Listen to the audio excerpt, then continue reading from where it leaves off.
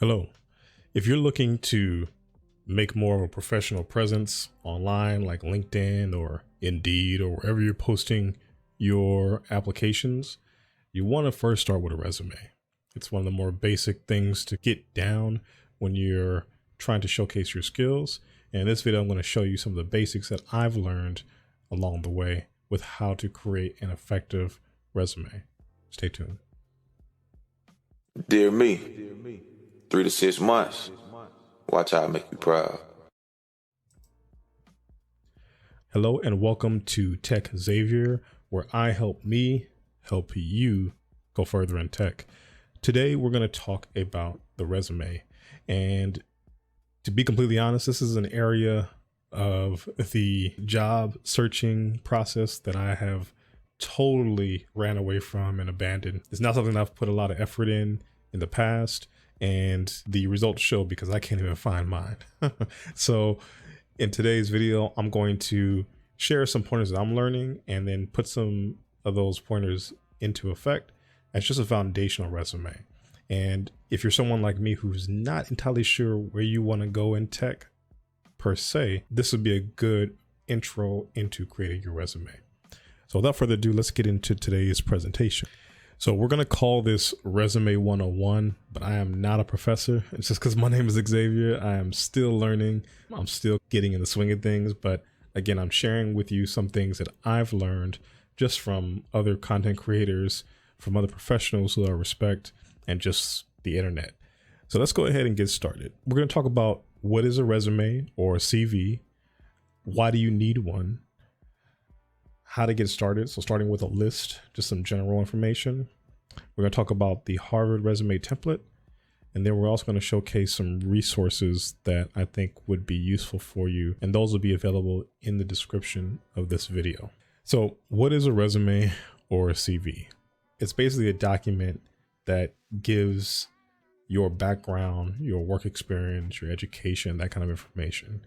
It can be used a lot of different ways, but primarily when you hear about a resume, it's used to secure employment. The big question I always ask is, why do they even need a resume? I'm answering the same information on my application anyway, but in short, resumes get sent to employers to determine your eligibility and qualifications for a job. So they use a resume to get a deeper understanding about who you are. And then this is also like that initial hit or step into the first interview or the second interview or the onboarding process or whatever the case may be. And a good way to think about the resume is this is your first point of contact with your employer. So in order for information to be captured by the employer that's relevant to you and your qualifications for this role, a resume is needed. Now, if you look here on the lower left corner of the presentation, you'll see some interesting resume stats. And I have a whole list of these. Some will make you laugh, some will make you cry, some will make you mad, but these are some that I thought were really interesting. So number one, 75% of resumes are rejected by ATS. And ATS is like an automatic tracking software that a lot of HR departments use to just filter resumes and weed them out so that they can condense the list. And if you think about that, that means 3 out of 4 of those things are not making it to the hiring manager. Second one, 68% of job seekers with good resumes have found jobs within 90 days. Next thing is 85% of recruiters agree that job applicants inflate their skills and competencies on resumes. And I had a really interesting conversation with someone who I respect, and she was informing me that she was on an interview recently, and that when she was talking to the recruiter said, yeah, there are a lot of people who are getting into these roles. They're getting this $100,000, $200,000, $300,000 salary. They're really young, and they said they can do X, Y, and Z, but when they get in the role, they're not cutting the mustard. They're not fitting the bill, so to speak. But for you and I, that's not going to be an issue because we're going into this thing with integrity, and we're making sure that we are lining up our current skill set with the job role. So just some interesting stats I want to share with you in that regard. So now we're going to talk about just how to get started. The first thing we're going to do, we're going to start with a general list. And what I mean by that is we're going to get some really basic information down. So question really is, when you're submitting a resume, like, who are you and why should we hire you? And firstly, you need to get in touch with your professional side. And in doing so, you want to be able to list your name and information, right? And that contact information is important because you want to have an email address that probably just your first last name or first initial last name or something like that. Where'd you go to school at? What certs do you have? What education do you have? You want to list that. What's your work history? Where have you worked? And thinking about work roles and locations that are relevant to the roles that you're trying to get. And lastly, what are your skills? So we're going to do a quick exercise. I'm going to bring up my little list here. We're going to work these out. So I'm going to start with the very basic information and then move down. What's your name? And then email address. And then once you have your email address and name, just basically where you live at, because that's going to be important information to put on your resume. So we don't have to give an exact address, but I'll just do city and state. So I'm going to put location. And I'm going to put Los Angeles, California. All right. So that's pretty much the basics in terms of contact information. Next thing we're going to do is we're going to go to education. So we'll start a new list here. And where did I go? So I went to high school. I'll just put high school, and I have community college. Oh, and I just got certified. So let me go ahead and put my certification down here. So I'm going to put ITIL for certification. And what I'm doing too is I'm putting titles that are relevant and in line with either my tech skills or like project management skills, business analyst type of skills, those type of things. So that's what I'm listing for now. And then in terms of skills, so this is going to be a long list. I'm just going to jot down everything I can think of. And once I finish, I'll come right back. So these are all the skills that I can think of at the moment. I might have to go back and add some in here, but you should have a pretty extensive list when you really sit down and think about it. And you're thinking about it in relationship to the types of roles that you may want. So these are the skills that I'm going to highlight for now. So let's talk about the Harvard resume template. And I'm going to actually bring it up here on the screen in just a second. Okay, so this is the OCS, the resumes and cover letters. And this is a really thorough guide on how to basically create a great resume and cover letters. So let me just scroll down here. And it starts with just how to create a strong resume. So right off the bat, it shows that a resume is a concise, informative summary of your abilities, education, and experience. You want to really talk about your abilities, your education, your experience. And when you're getting started, they recommend drafting a resume using one of the templates on the website. They have resume workshops you can attend and things like that. So these are some first steps you can review. And here are some really interesting resume tips. I'm up here on the top here. So these areas right here, we're looking at spelling and grammar errors, missing emails and phone information, using passive language instead of action words, not well organized, concise, or easy to skim, hint, skim, and then not demonstrating results or too long. And again, one thing that I've learned, and I've actually learned this from a mentor of mine who does PCI DSS kind of work, or basically security compliance work. And he mentioned like businesses do not care about how smart you are, how many certs you have, even what skills you have. They want to know, have you been able to take those skills, that big brain of yours, and use it to create opportunities and measurable outcomes within a business, period.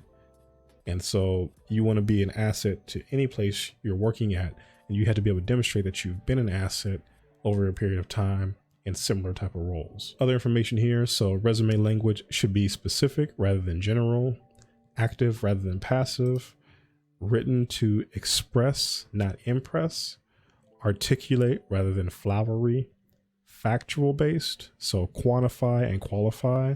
So I did this, which yielded this kind of percent gain, or this many number metrics, whatever the case may be. And again, it's written for people who can scan quickly. So there's some do's and don'ts and other things here, but we're going to go down. I just want to show you some of the action verbs and things like that you can include on a resume. So you have things like leadership, category stuff, communication, research, technical. And let's just make these a little larger so you can see. So these are just action words that mean something within the context of the role that you did. And we can go down a list, but they have technical, teaching, quantitative, creative, helping. So there's a full list of things that you can make use of here. And again, I will have this linked in the description below. As we go on, here's a resume sample. They have listed education first. So they have the universities they attended, different information here. We have experience. So this is what people want to see. They want to see where you worked, maybe how long you worked, the mission, what was your role. And this is going to be something that we'll get on later, but sometimes roles are so specific to the area that you worked in that you may want to broaden it up so people know, oh yeah, they just did administrative assistant work, or oh yeah, they did field tech work here. You may be called the super duper computer trooper at your location, and that doesn't really translate to anything in the real world. So you have to find a way to make it make sense. And so we're just going down a list here. For this Pepsi Cola North America one, it says examine profitability, a foreign market for new fruit drink using analysis of comparable brands, manage a focus group, that's really big, and consumer surveys gathering 500 data points. And again, this is in turn with marketing. It's not just posting stuff on social media. It's like, what did you do to collect information? What kind of research did you get? Things like that. So you can review this on your own. I just want to provide this as a sample, but I think this is a good starting point. I highly suggest you review this, and then you can compare it with what you see online. I'm going to list some videos that I think from content creators that I think actually do a good job of giving you more examples and walking you through the process a little better. But I think that if you have these resources, you'll be at a good starting point. And hey, if you have other suggestions, leave it below and we can discuss that. I can make more content on it, do more research, and have more available to you. Lastly, let's go ahead and I just want to show you a list of some resources that I'm going to share. So let me go back here. And there are just some more websites that I'm going to make available in the description of this video. But one of them is like 100+ key skills for a resume. So these are skills that would match various roles that you're applying to. You have another one is 170+ keywords. And these keywords are similar to the action words that I showed you from the Harvard template. I'm going to have the template available. So that PDF that I showed you, you can search through that. And then the resume statistics. So again, how do people treat that piece of paper or that document or that initial contact you make with them? What are they doing? What are they skimming for? What are the things, what are the pain points that people who are reading thousands of these things a day, what are they like sick and tired of? And how can you stand out and use that knowledge to strengthen your presence? And if you have suggestions about how you've created your resume, or if you have a template you'd like to share with the community, well, feel free to post it below and we can discuss that further. So thank you for checking out this video. And as always, keep working towards your goals. Just because, you know, you got one thing accomplished, you don't just kick back and put your feet up. Until you get the role that you want, or you're on the career track that you want to be, you got to keep pushing forward. And tech is such a competitive space that you want to give yourself every advantage. And sometimes these advantages come in the smallest ways by just doing the little stuff that other people just aren't doing. So that said, thank you for checking out the channel. This is TehcZavier, back to you with another video. Thanks for watching, and I'll see you in the next one. Peace. Dear me, 3 to 6 months. Watch how I make you proud.